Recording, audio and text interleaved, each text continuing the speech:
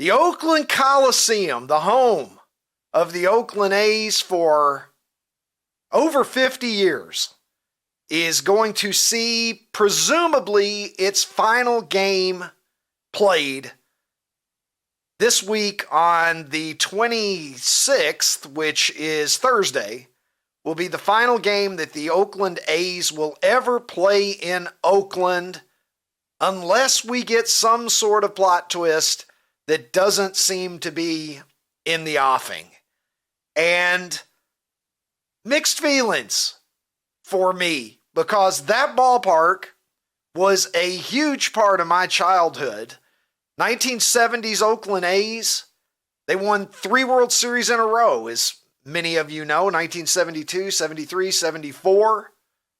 Reggie Jackson, Vida Blue, Catfish Hunter, Bert Campaneris, Sal Bando, Joe Rudy, Gene Tennis, Blue Moon Odom. Do I need to go on? Raleigh Fingers, if you were waiting for me to say his name.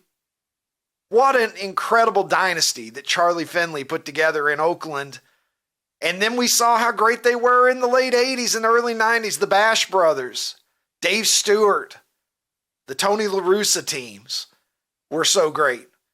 Not to mention that the Coliseum was the home of the Oakland Raiders with Kenny Stabler and Dave Casper and Willie Upshaw and Gene Upshaw and Art Shell. Willie Upshaw. Shout out Willie Upshaw, Toronto Blue Jay. Those great teams, John Madden. Unbelievable history there. And of course, the Raiders with a Super Bowl victory while the Coliseum was their home. So, sad week. We see these old stadiums. They're going, and new stadiums are built all the time. And I am one of those guys that loves the old ones. Here you are. A poem by Steve Sable, narrated by John Facenda. The autumn wind is a raider. The voice of God, John Facenda.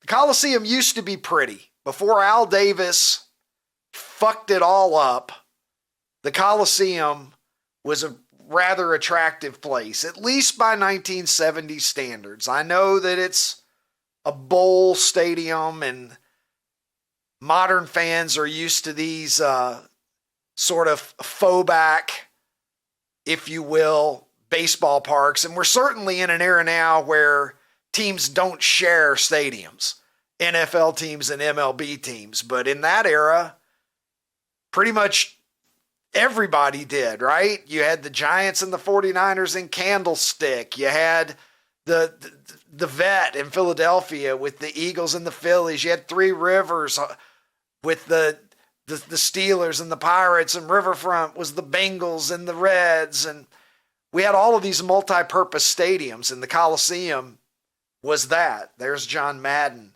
right now roaming the sidelines. What's more classic than John Madden in his Adidas walking the sidelines and ultimately winning a championship there?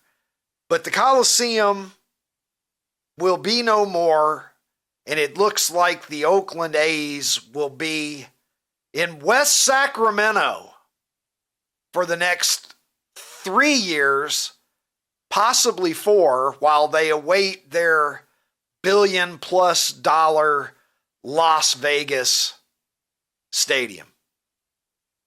Is that really the best outcome for baseball? They're going to be sharing their stadium with a AAA team for the next 3 years. The stadium, I did a little bit of research on this stadium. It holds a little over 10,000 fans. I'm sure that it's going to get expanded somewhat, but I don't know how much you can expand that. I heard somebody say 14,000. I don't know the accuracy of that. There is a joke here somewhere of the A's will be lucky to draw that anyway, so what are you worried about? But the fans in Oakland deserve a lot better. There's no question about it. They deserve a hell of a lot better. And we're going to cross one more classic ballpark. Here, take a look at this. These are drones if you can imagine that. We are so far into the fucking future now, my friends, that they're making drone Raleigh fingers out there, shooting off some fireworks. I made it out to the Coliseum only one time, and I'm glad that I made it to one game. I'm a little bummed that I can't be out there for the last game. I really am. I would have liked to have gotten out there one more time and experienced that ballpark. People talk about how it's one of the worst ballparks in Major League Baseball, if not the worst. It's usually either this one or the Dome in St. Petersburg that gets rated last whenever you see a ranking of ballparks. But I'm always one for history. And we have very, very few now that are still standing pre-1970. I think the only ballparks that date back to the 60s now are Wrigley, Fenway, and Dodger Stadium at this point. So there is some history being lost here. I made it out there one time about 5 or 6 years ago. And an interesting thing happened. I'm walking through the concourse out in the outfield, and the American flag was on top of the right field foul pole, and it somehow came unfixed and was just sailing off into the wind. It looked like it was, I don't know, 50, 100 feet higher than the foul pole, and it's just flapping in the breeze. Everybody's freaking out because the American flag is just about to fly off.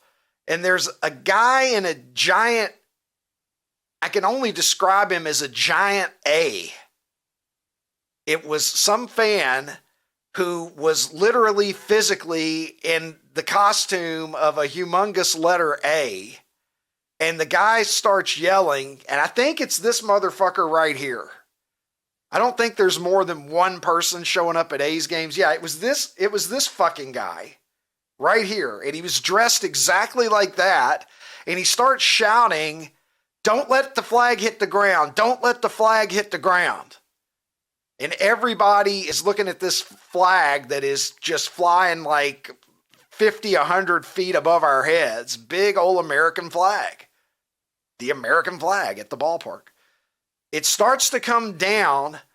Of all people, my dumb ass gets a bead on it. I get under it, and I catch the American flag in my hands in the concourse at the Oakland Coliseum to a rousing, if not thunderous, ovation. And I give the flag to the guy in the giant A costume. He attaches it back to the flagpole and runs it back up to the top of the foul pole. So I had one game in Oakland Coliseum, and not that much unlike Rick Monday in 1976 at Dodger Stadium. I too had a moment where I saved the American flag. So shout out to the Oakland Coliseum. There's Mrs. Fields, by the way, when she was a young woman. You know Mrs. Fields, the cookie lady? Well, when she was a young lady, she was a ball girl back in the 1970s. And if you look in the dugout, it looks like that's Raleigh fingers glancing over in her direction. I wonder why. But Mrs. Fields spent her younger days there before she started making cookies.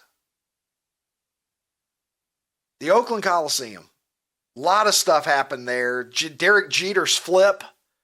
You remember the Derek Jeter relay flip that got, I think it was Jeremy Giambi, who didn't slide at home plate and was out. A little bit of New York Yankees dynasty lore happened there. Yeah, one of the greatest plays, one of the signature plays of Derek Jeter's career.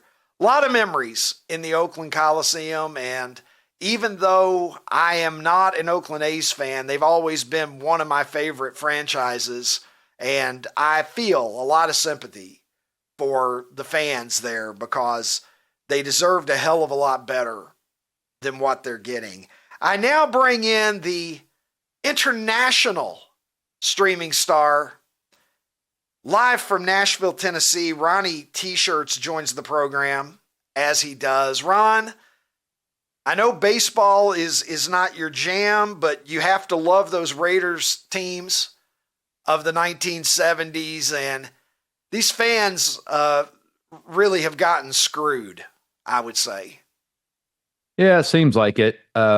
You can't really tell the story of the Oakland A's without bringing up MC Hammer, can you? That's an interesting point. I attempted to, but you caught me in an oversight there, buddy. Yeah, he was a bat boy for the Oakland A's, and they said that he looked like a little Hank Aaron. Right. And Hank Aaron's nickname was the Hammer. Mm-hmm. And so he was known as Hammer when he was a kid, and he later became an MC, and the rest is history. Yeah, I mean, is there a more, I guess, 70s color scheme than that Kelly green and bright yellow? Like, it just screams, we are the 70s. Such a good look. Such a good look. And, I'm a fan. You know me. I like all the stuff that isn't in vogue right now. I love the pullover jerseys. We haven't seen pullover jerseys in Major League Baseball for a long time now. Maybe throwbacks, but not teams just wearing those. There's appears to be some dirty hippies at a Grateful Dead show right there, Ron. But yeah, there you go. Hairy Armpits. I think Harry Armpits was also a utility infielder for the A's back in the late 70s. He got a cup of coffee. He sucked. So let me ask you, but Ricky. yeah, Ron, it's a bummer for me. Every time I see one of these stadiums, even the ones that people say, well, it's a dump. And that's what I've heard people say so many times about the Coliseum. It's a dump. Well, maybe it is a dump, but it's a piece of history that is now moving on, and we're going to get some fancy highfalutin Las Vegas ballpark that has zero history with a city that has zero connection to the history of the franchise, and it makes me a little sad, buddy. So let me ask you something, Ricky. Are there any stadiums that don't exist anymore that you really wish that you had gotten to see? And are there any stadiums that currently exist that you really want to go to that you haven't made it to? Yeah, for sure. I definitely have regrets. I wish that I'd gotten to Tiger Stadium. I wish that I'd gotten to Old Comiskey. Number one on my list is the Houston Astrodome. Mm-hmm. And I have visited the Astrodome a couple of times. I actually got into an auxiliary building once. I've gone up to the Astrodome and tested the doors. Like, I went there about 2015, and I was committed to trespass if a door was open. I went up, found a couple of doors, tried to open them. They were shut, so I couldn't get in. But I still have aspirations. Even though they've gutted it, I still have aspirations to get inside the Houston Astrodome at some point. I'm friendly with the grandson of Judge Roy Hoffines, who is the guy who was the visionary of the Astrodome and owned the team during that era. I have a little bit of a connection there. I have tried before to get in that ballpark through, asking people. I've contacted people that I thought might be able to help me make it happen. And so I've kind of come to my peace that I'm probably never going to get inside the Astrodome, but by God, I still have aspirations, Ron. Yeah, but that was there are a number of stadiums that I regret that I didn't get to go to. Yeah, that was before you were a media star. You're a big Fox media star now. I'm sure somebody can make that happen. My guess is Will Cain probably has some Texas connections that he could make that happen for you. Come on, yeah, Will, that's a good point. Do I just roll into Houston now and say I'm Ricky Cobb? God damn it! I think you should try it. I should get a key to the Astrodome. They should just give me my own set of keys, and as long as I promise to turn the lights off when I leave, they should just let me come and go as I please. I feel like I kind of deserve that a little bit, Ronnie. I think America deserves the poll of the day. Last week, who was our champion of the week last week? A good night's sleep.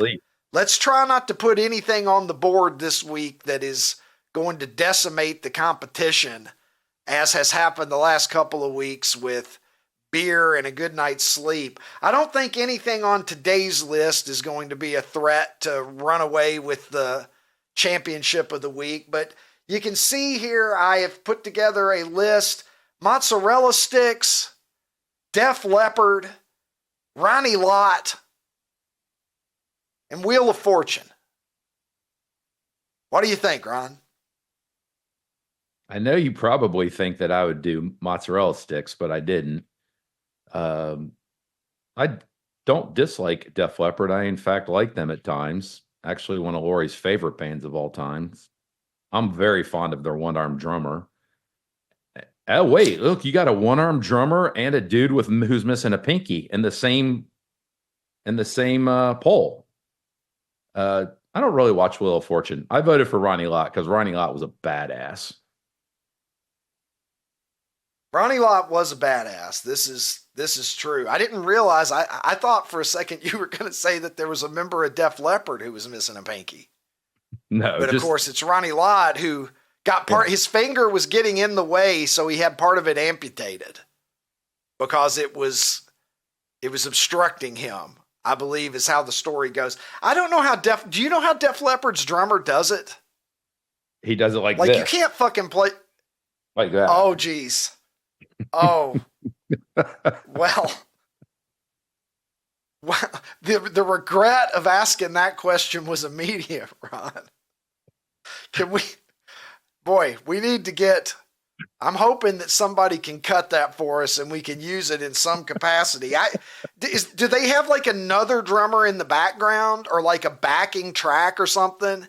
There's no way this motherfucker is playing the drums with one arm, like at the level that you would have to play for like a real band, is there? I think he figured it out. Don't you have to keep, is he playing like the rest of it with his foot or something? I mean, the whole thing of drumming is like, you're using both of your hands, like according to like every drummer I've ever seen. This guy's just waving one arm around and somehow it's as good as people with two arms. Look, if he is, he's the greatest of all time, but I don't know. Anyway, I'm going to predict, you might lose a finger, Ron, if you get too close to the mozzarella sticks when I'm around, because that's one of my all-time favorite appetizers. I'm going to pick mozzarella sticks myself personally. So let's see what producer Tim thinks.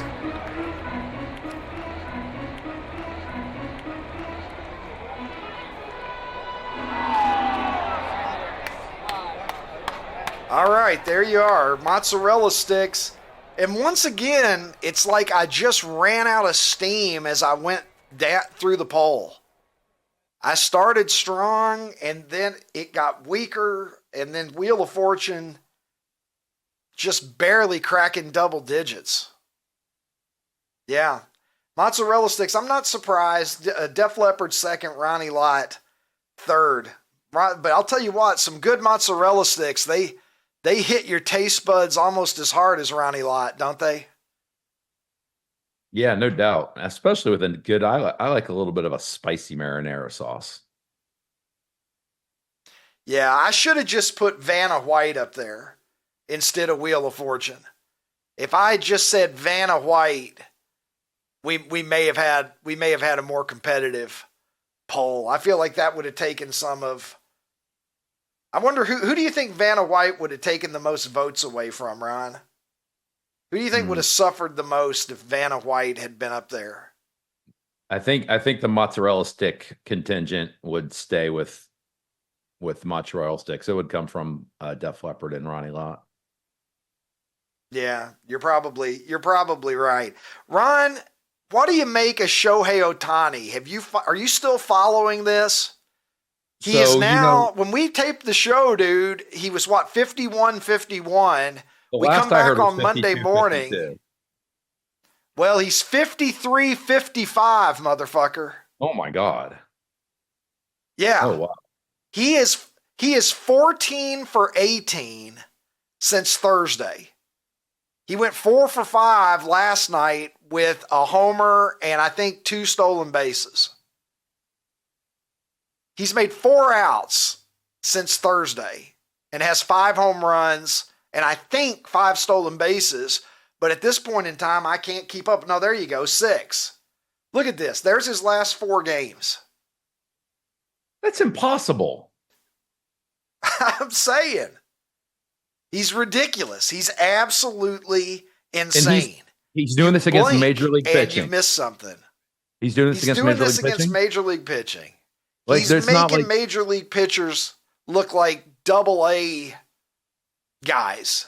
It's absurd. It really is. What's his batting average for the year right now? Do you know? I think it's 301, Ronnie. Oh, that's all? Well, that's pretty good.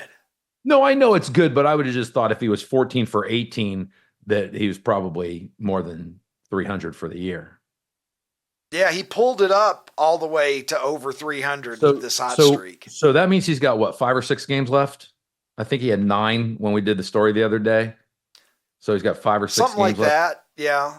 So that sounds about right. So 55-55 is a legitimate possibility at this point. He needs 2 more homers. Yeah. That's pretty cool. Can we rule out 60-60 at this point, Rod?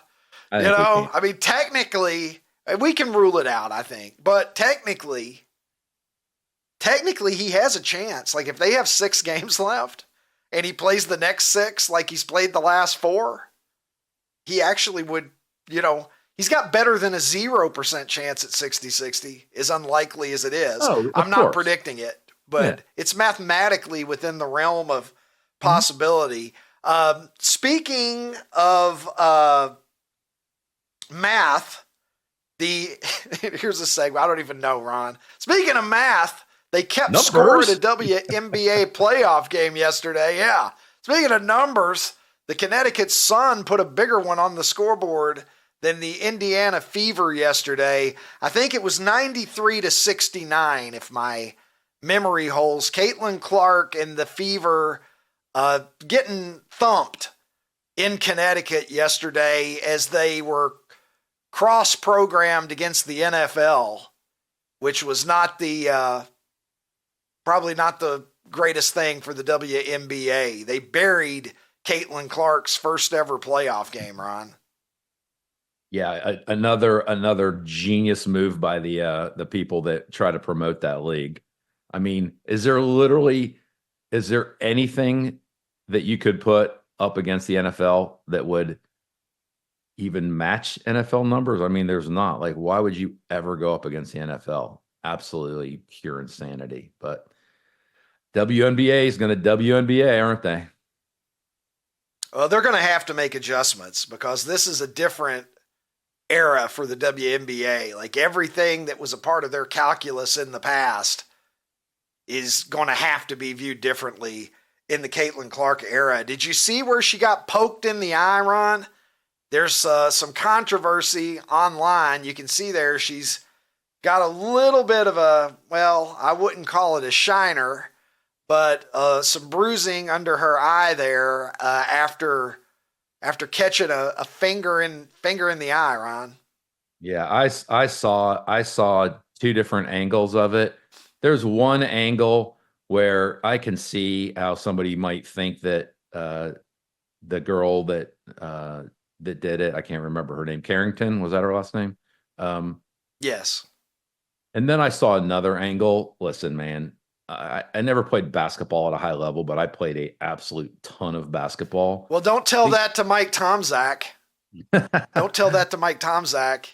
You were swatting his shit around like Dikembe Mutombo. Well, let's use that as an example, okay? So the time that Mike Tomczak, who rostered in the Super Bowl, brought some weak shit into the lane and I threw it back to half court, I easily could have poked him in the eye on the follow through from throwing his shit to half court.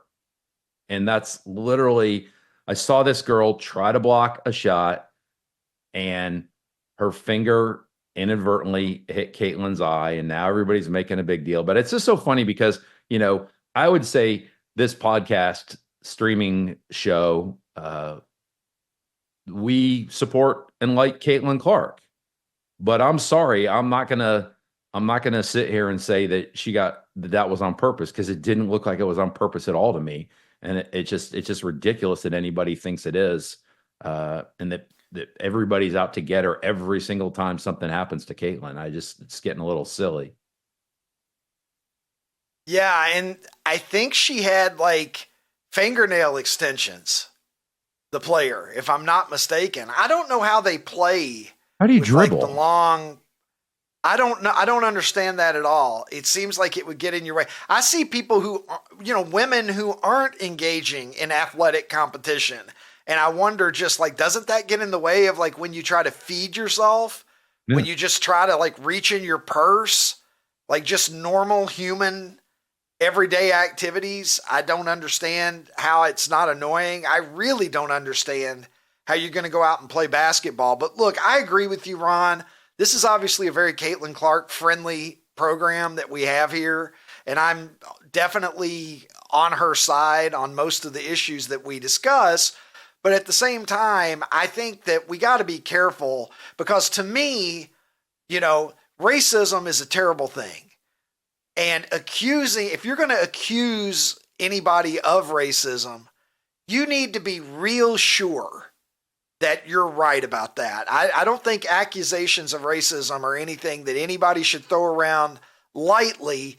And on a play like that, I saw somebody online say, well, the WNBA's racist. This is racism because she got poked in the eye. Hey, pump the brakes and calm your jets, because you don't know what somebody else's intentions are, particularly in the heat of an athletic moment. And you certainly cannot say with any degree of certainty that would be worth bringing up that word and going after somebody's reputation.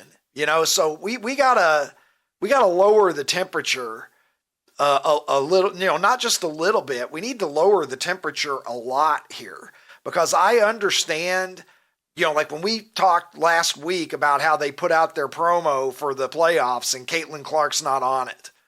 And you said it would be like Horace Grant being featured as the guy from the Bulls if they had an NBA promo in 1992 or 1993. That's true.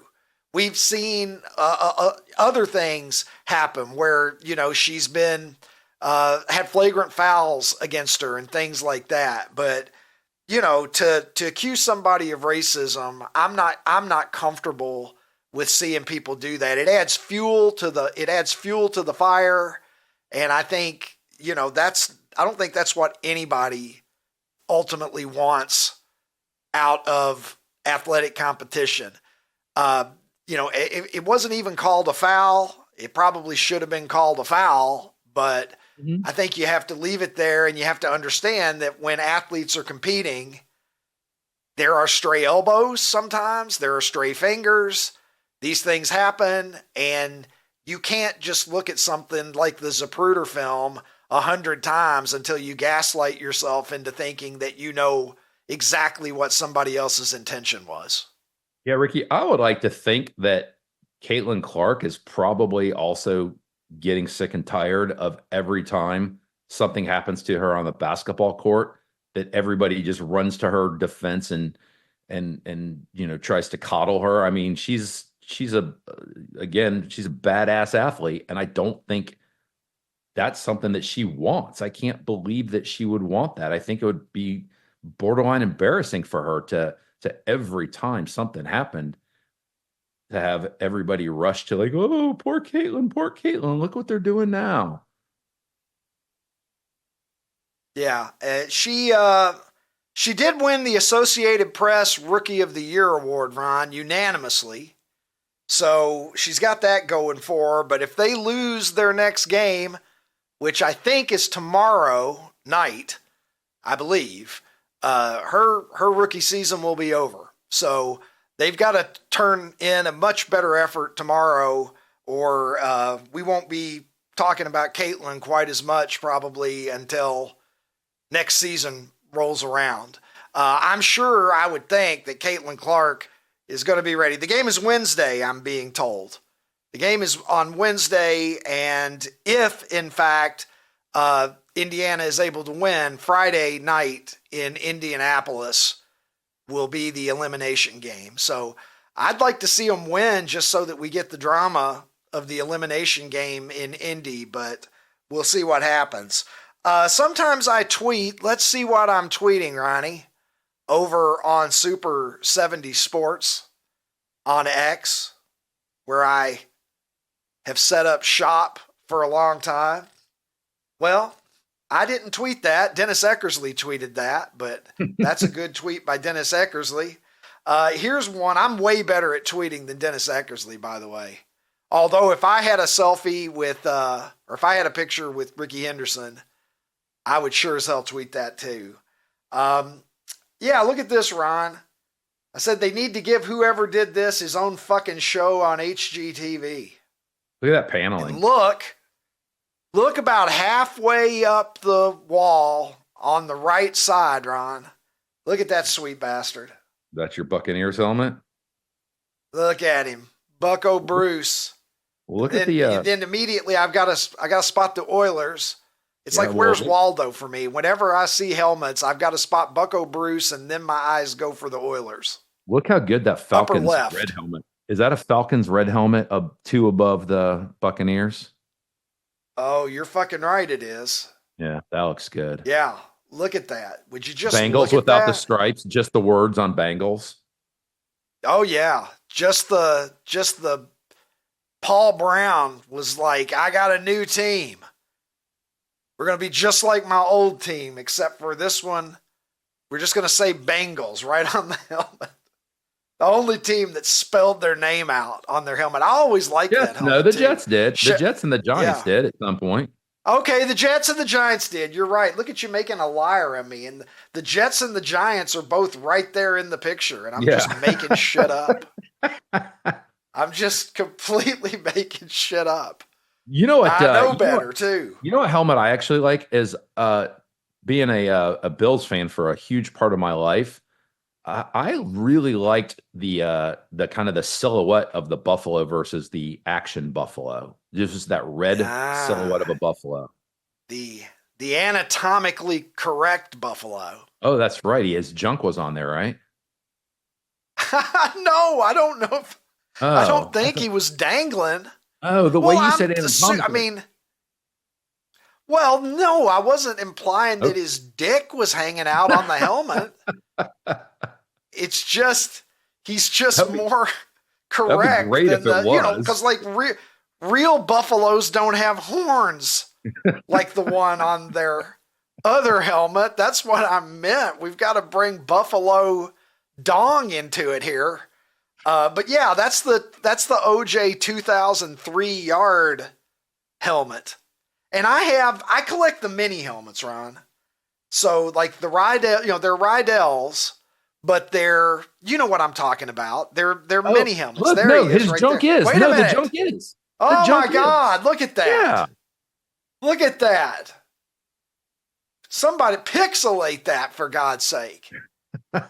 He doesn't look like he's particularly well endowed for a buffalo. Well, he's just not aroused at the moment. He's just not aroused right now. Yeah, he just showered. He just took a shower. He's like George Costanza. I was in the water. Yeah, he had shrinkage. Hey, OutKick fans on YouTube, if you enjoyed this episode, hit the subscribe button and make your way over to OutKick.com where you can watch the full episode.